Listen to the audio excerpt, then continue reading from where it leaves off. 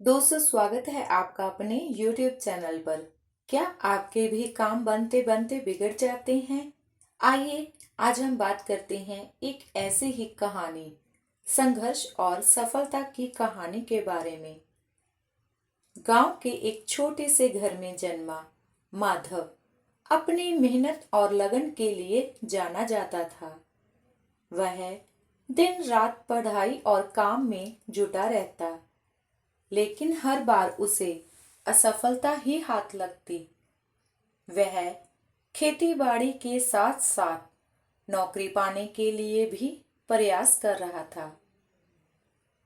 हर बार परीक्षा में अच्छे अंक लाने के बावजूद नौकरी उसकी पहुंच से दूर रहती।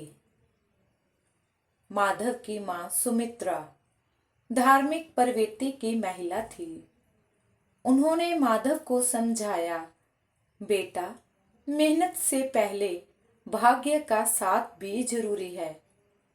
कभी कभी समय सही नहीं होता, लेकिन तुम्हारी सच्ची मेहनत व्यर्थ नहीं जाएगी। देवी देवताओं की कृपा पाने के लिए कुछ उपाय आजमाने चाहिए। पहली सीख, रोटी का टोटका।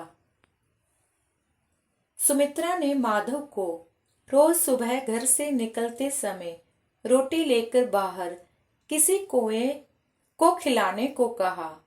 उन्होंने कहा, कोए को रोटी खिलाने से राह की बाधाएं दूर होती हैं और भगवान प्रसन्न होते हैं।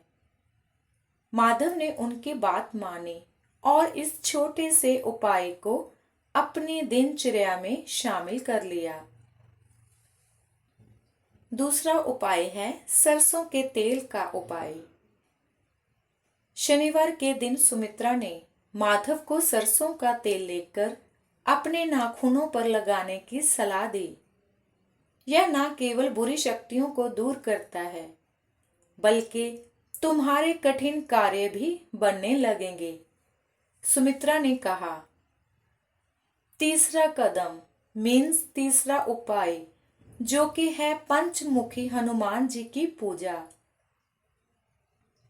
माधव ने अपने घर के मंदिर में पंचमुखी हनुमान जी की मूर्ति स्थापित की और प्रतिदिन उनकी पूजा करने लगा। माँ के कहे अनुसार उसने नारियल और सिंदूर चढ़ाया और हनुमान चालीसा का पाठ करने लगा। धीरे धीरे उसे अपने काम में सकारात्मक बदलाव महसूस होने लगे।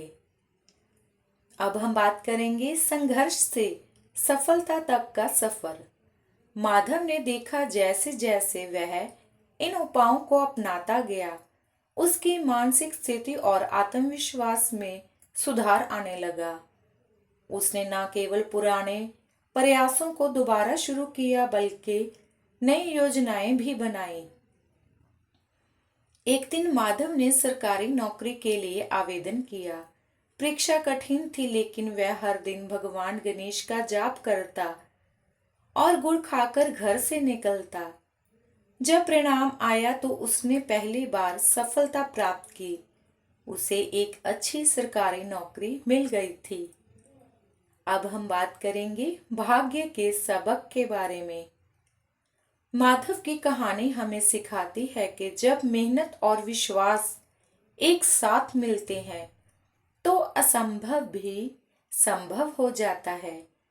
उसकी माँ ने जिन उपायों को अपनाने की सलाह दी थी, उन्होंने उसके भाग्य को बदलने में मदद की। अब हम बात करते हैं इस कहानी के निष्कर्ष के बारे में।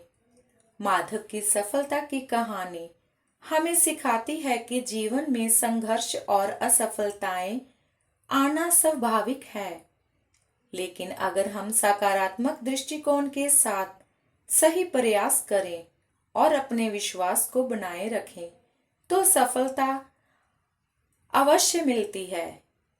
आप भी इन उपायों को अपनाकर अपने जीवन में सकारात्मकता ला सकते हैं और सफलता प्राप्त कर सकते हैं। दोस्तों, उम्मीद है मुझे कि आपको हमारी यह आज की कहानी अच्छी लगी होगी। अगर आपको हमारी आज की कहानी अच्छी लगे तो वीडियो को लाइक करें, चैनल को सब्सक्राइब करें और अपने दोस्तों और रिश्तेदारों को शेयर करना ना भूलें।